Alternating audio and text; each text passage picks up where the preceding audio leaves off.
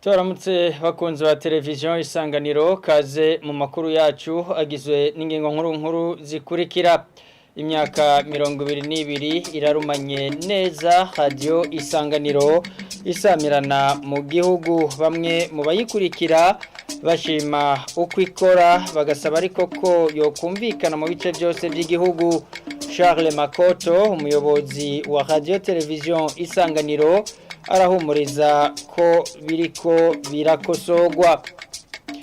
Biga bicaye hasi, ahandi naho bakicarana ari bane canke batanu ku ntebe, n'abanyeshure bo kw'ishure nshingiro ya Karurama ya kabiri muri komine Rugombo intara ya Cibitoke bidoga ko bitaborohereza. Ubuyobozi bw'indero mu ntara burahumuriza. Ido nido ni muri ano makuru twongera kubaramutsa tubaha ikaze.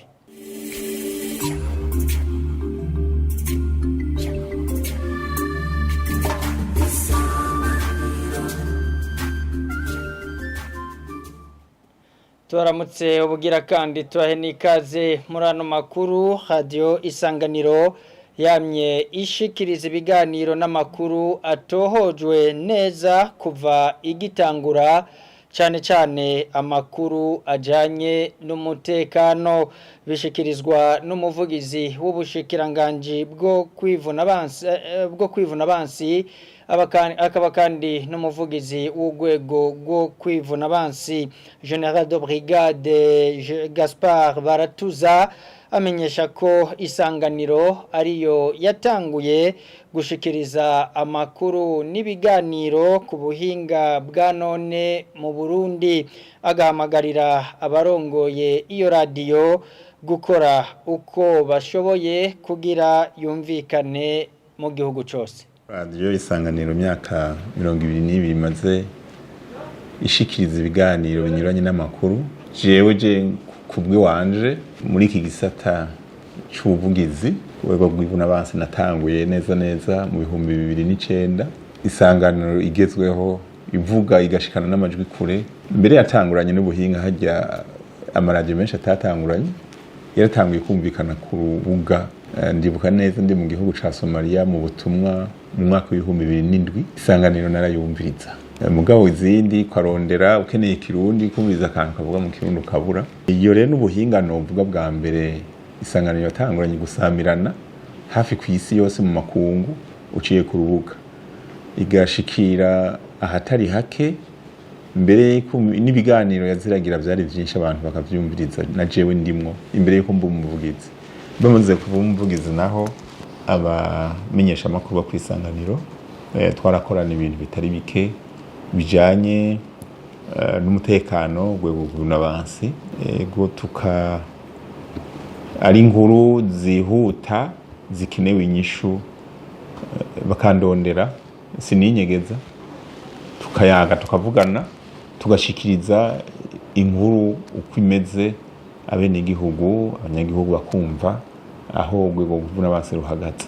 Nta nkuru bavuga batatohoje ngo turinde kuzunguruka, barampamagara nkagenda canke nkabatuma ko bakaza. Rero imigenderanire yamye myiza. Jewe ico ndacita kimwe bita professionalisme mu kazi, kandi bakabona yuko ivyo bariko baravuga inkuru zitangwa ari inkuru cane zo kwivuna abansi n'iz'umutekano, ni inkuru twita sensible, kuko hari ikintu ushobora kuvuga utakitoje neza ugasanga gitumye abantu bahungabana kandi bari batekanye. Rero ivyo ndabibashimira je cyane gose kuko bararindira, kandi umuntu atari hafi gushika naho aboneka agatanga inkuru kugira ngo mugire kimwita équilibre de l'information. Ico guhindura murumvikana ku buhinga ngurukana bumenyi, mugabo nukuri amajwi ntakwiye hose mu gihugu. Rero hari aho ngenda nkagendera igihugu cose, nkagenda nduze cyane muza Kirundo hehe, Isanganiro nsura kuyumva. Ca wumva amaradio mu bindi bihugu duhana imbivo kandi atari yuri. Rero nkacangira nti atera kamo yuko ico kintu kibuze, mufatanya n'abandi bose kugira ngo muduze mwumvikane hose mu gihugu. Bwa mbere ufise radio vyoba vyiza. Ibiganiro nabishimye mugo urumva hariho ahantu hamwe hamwe kandi haba abarundi bagashika bashaka kubifuza kubumva ntibabumve, urumva aba ari ikibazo. Ico rero kirakomeye, ni ubuhinga ngira butwara n'uburyo mugabo byose birakorerwa kandi bikorwa n'abantu. Gad Gaspard Baratuza avugira urwego rwo kwivuna abansi rw'u Burundi. Radio Isanganiro rero ngo niyo gukeza ku myaka 22 imaze ikora ibiganiro n'amakuru vyigisha abarundi. Iciyumviro ca Pierre Claver Njejimana n'umuhinga mu bijanye n'inyifato ashima ko Isanganiro yumvikana henshi hashoboka, akayisaba gukomeza ubuhinga yame izira agatosi mu bice byose by'igihugu eka mbere no mu makungu. Ndakenguruka cyane ibiganiro bica kuri radio Isanganiro kubera byaratumye abantu cyane cyane bakunda kumenya ingorane zitandukanye zijanye n'ivy'ingwara zo mu mutwe, baramenya ingorane zijanye no kubana nabi mu miryango, ingaruka mbi zavyo biciye kuri radio Isanganiro. Hama nkifuza yuko radio Isanganiro ibandanye itera imbere kugira ngo igume ifasha abarundi n'abanyamahanga kumva cyane cyane amakuru atomoye neza atosoye. Ndifuza yuko mu yindi myaka 22 radio Isanganiro yoba isamirana ku isi yose kugira ngo abarundi baba mu isi yose bashobore kumviza ibiganiro bica kuri radio Isanganiro bimeze neza ata gatotsi na kamwe gaciyeho. Urashobora kuta Isanganiro uri nko muri Australia amajwi ntashikire neza, muri Etats-Unis ntashikire neza, igihe nari muri Bubiligi nagerageje kurondera radio Isanganiro sinayitoye neza, urumva ibyo byose uba no gukosora. Hagati aho ubuyobozi bwa radio Isanganiro burishimira ibikorwa bitandukanye iradiyo yagiye irarangura muri iyo myaka yose. Charles Makoto umuyobozi wa radio television Isanganiro avuga nk'ibijanye no guha ijambo abantu bose, aho usanga mbere n'ibiganiro bifasha abantu kuyaga bashira hamwe. Yaranzwe ahanini no guharanira mwe bidasanzwe kugarukana amahoro, umutekano no kunywanisha abarundi, aho usanga yagiye iraterera cyane mu bijanye no gushigikira amahoro no gutanga ikiyago hagati y'abarundi, baba abarundi hagati mu banyepolitike bari bashamiranye, aho twovuga mu bihe bigoye Burundi bwagiye buracamwo, ariko kandi igatanga ubwo rubuga cyo no kwita urubuga canke aho abarundi bose batangira ivyiyumviro, haba umurundi two kwita umunyagihugu asanzwe, haba abakora mu bisata bitandukanye by'ubuzima bw'igihugu, haba n'abari muri politike. Kandi twovuga yuko ibiganiro byacenga kuri nsamirizi ya radio televiziyo Isanganiro n'ibibandanya bihacu no munsi vyatumye urabona bari ko baragwana ico gihe bashobora gushikaho baganira n'ubutegetsi bwari ho muri ico gihe. Radio televiziyo rero Isanganiro yarakoze cyane mu bijanye no gutsimbataza intwari ibereye, na cyane cyane mu kwerekana ibitameze neza n'ivyokorwa ivyahavuye bigenda birakorerwa ko tugasanga igihugu kibandanya gitera imbere.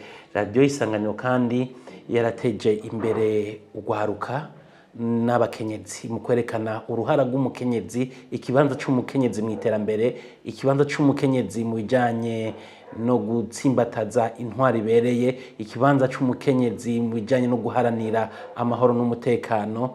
Eka ivyo byose tukabikora twisunga kwa gutanga urubuga rwo kugira ngo abantu bashikirize ivyumviro bihagaze ku civugo ca radio televiziyo Isanganiro, arico inama isumba ingimba. Makoto umuyobozi wa radio televiziyo Isanganiro yongera koko n'intambamyi nazo zitabuze, kuko ngo iradiyo itamye ikora yorohewe. atanga akarorero ku kuba bishika ibikoresho bimwe bimwe bikononekara ibindi navyo bigasaza ibituma abanywanyi b'iradiyo Isanganiro badashikirwa neza n'ibiganiro bitegurwa arahumuriza nubwo biruko ko byose biriko birakosorwa muri zo ntambamyi nyamukuru umuntu yogaruka na cyane mu bihe bitandukanye biba bigenga ubuzima bw'igihugu ibihe bya politike ibihe by'ubutunzi izo ni ntambamyi zitari nke muribuka nk'umwaka wa 2015 radio Isanganiro yarugaye mu kiringo c'umwaka uno munsi ibihe tuko turacamwo by'ubutunzi bituma bihungabanya cyane ibikorwa bya radio Isanganiro twavuga nk'ibijanye no kuronka ku mwanya ibijanye n'umuyaga nkuba ibikuronka ku mwanya ibijanye n'ibitoro kugira ngo dushobore gushikira wa munyagihugu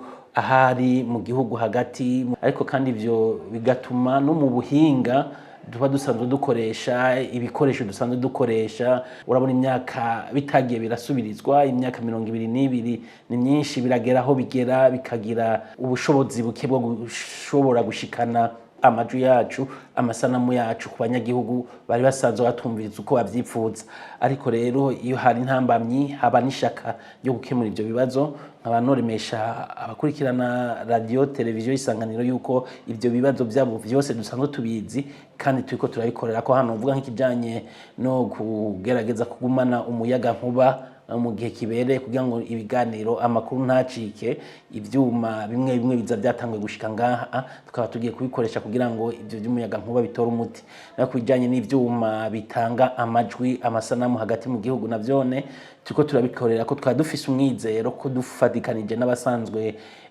bashigikira ibikorwa byacu bya radio televiziyo Isanganiro yuko ivyo bikoresho biriko biraronderwa kandi tukizera ko yuko bigiye kudushikira mu minsi ya vuba ima turakenguruka ukwitanga ubwira n'ubwitonzi abamenyesha makuru ba radio televiziyo Isanganiro bakorana mu bihe bitandukanye mu bihe bigoye twaravyiboneye aho bagiye barangwa na cyane n'umutima wo kwitanga batiziganya kugira ngo naho haba hari bigoranye ibiganiro amakuru ashobore kubandanya ashikira abanyagihugu ico tubasaba no kurushirizaho umwete. Amakuru yacu tuyarangirize mu gisata c'indero bamwe mu bana biga ku ishure nshingiro ya Karurama ya kabiri turi muri komine Rugombo intara ya Cibitoke biga bicaye hasi abandi nabo bakicarana ari bane canke batanu ku ntebe kubera kubura intebe bamwe mu baganiriye na televiziyo Isanganiro bavuga ko bituma ivyigwa bitagenda neza eka mbere ngo bagataha bababara mu bihimba bimwe bimwe by'umubiri nko mu mbavu. Joseph Nyandwi umuyobozi w'indero mu ntara ya Cibitoke avuga ko hari umugambi wo kongereza intebe n'inkuru ya Onera Muco. Higa nicara hasi biratuma ntiga neza kandi biratuma ntiga ngo byinjire nkuko no banicaye ku ntebe. Abana biga ku ishure ya Karurama ya kabiri muri komine Rugombo mu ntara ya Cibitoke barenga gato 2500 bakaba bigira mu masomero 15 ivyo rero bikerekana ko bafise amasomero make n'abanyeshure benshi aho usanga nko mu isomero rimwe biga bashika 160 bamwe mu banyeshure bagizwe n'abakobwa n'abahungu bafise hagati y'imyaka 14 na 16 bavuga ko bituma nivyo bigishwa bitinjira neza mu mutwe kuko usanga bicaye ari bane canke batanu canke kandi bicaye hasi. Igihe nandika n'umunamye mvuga ndarusha nicaye hasi reka nshirikaye hasi nandike ndyamye. Ndiko ndiga nicaye hasi nandika neza kandi ndaruye no mu mugongo ivyigwa ntibishobora kwinjira neza kubera nyene umuntu aba yicaye hasi hari igihe uba wicaye n'ahantu udashobora kubibona. Agateka kanje nikaba kubahirijwe kuko twiga nabi. Mwigisha aravuga kubera ukuntu uba warushe ukaja mu byo kwigorora ntutahore ivyo ariko arakubwira muri ico gihe agateka k'umwana kaba kabangamiwe. Cambere na mbere bokora botongereza amashuri bakaduhereza nk'amashuri bakatwongereza intebe tukareka kwicara hasi. Abigisha bavuga ko bituma baruha cyane iyo ariko barigisha muri ubwo buryo. Umuyobozi w'iryo shure ya Karurama ya kabiri Maniragaba Etienne avuga ko ico kibazo gikora ku banyeshure bose ariko na cyane ku banyeshure b'umwaka wa mbere baciga kwiga kwandika. Ingaruka ya mbere tubona abantu kusanga harimo abana bamwe usanga amashuri bayahevye wayuko biga amakondisiyo mabi aho gira ngo yicaye neza ashabuka ati je n'ubundi nicaye ahantu habi uko turi benshi ku ntebe usanga hitamwo guheba ishuri ni ya mbere. Iyindi kandi usanga hadubura abana benshi usanga kudubura n'abana benshi mu kirasi bivaye n'ukuntu kondisiyo bigamwo. Iyindi kandi mbona ingaruka surtout mwaka wa mbere wazi ko mwaka wa mbere kera muhaciga usanga umwana yicara ku ntebe ari babiri kera mugabo ubu bamaze kuba ku ntebe ari abana bane batanu umwana w'ya mbere ukwandika usanga rwose bimugora kwandika indome neza zigoroye nko hambere usanga kubwiwe bimugora. Umuyobozi w'indero mu ntara ya Cibitoke Joseph Nyandwi avuga ko hari umugambi wo gutanga intebe kuri ayo mashure agahamagarira abanyeshure kutadebukirwa ngo bahebe amashure.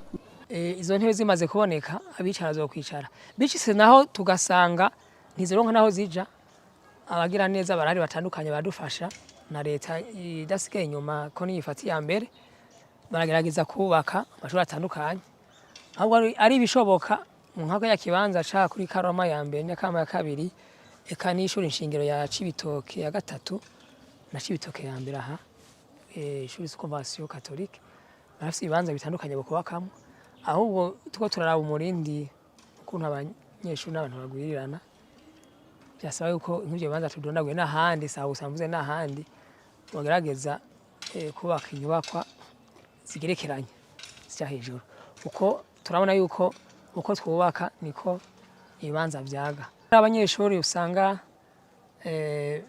badebukirwa n'abatera kamo yuko batoraba ngo uko biga mu buryo bumeze uko nakuriya kuko sahi iwacu gusa bandanya biga kuko ishuri ni kazoza. N'abaja mu myuga aja mu bwa kubera aciye mu ishuri kuko agiye mu mwuga ataciye mu ishuri usanga ari bamwe bakora ibintu byacamuhuri batomboresha. Umuyobozi mwishikira mu biro kwa Buramatari Saidi Anise avuga ko hoba n'ingingo mperekeza zo guhimiriza abantu kuvyara ku rugero ngo kuko byagaragaye ko kungo umukenyezi usanga afise abana batandatu. Rero nk'ubwo rw'intara harabinama y'abastanteri irisho na Buramatari irababwira iragira ati turafise ibitara vya leta hama muji inama rero imbaho zibazwe hanyuma kugira muronke izo mbaho muheze mukoresha intebe kumva ko uwo muti ntukwiye nuko no kuguma duhimiriza abantu bavyare ku rugero bavyara abana bake navyo ne bikenewe kuno bundi uwo murindi ni munini naho wo kubaka ibirasi bingana gute atazi n'ingengo zifashwe no kujanye n'irondoka rijanye n'amagara meza ariko na cyane rijanye no kugabanya umurindi wo kurondoka bigaragaza yuko n'uwo muti ntabweza ngo worame. Ndongozi zirashima ko hariho abafasha mu gukahiriza ubumenyi bw'abigisha mu gisata c'indero n'ishiramwe mpuzamakungu gitaho ineza y'ibibondo UNICEF ariko ko hanakenewe aboterera mu bijanye no kubaka amasomero. Onera muco urakenuye haniho duce dusozerera amakuru twari twabateguriye mwakoze kuba mwayakurikiye mubandanye mugumanye n'isanganiro kuko ibiganiro vya televiziyo isanganiro birabandanye.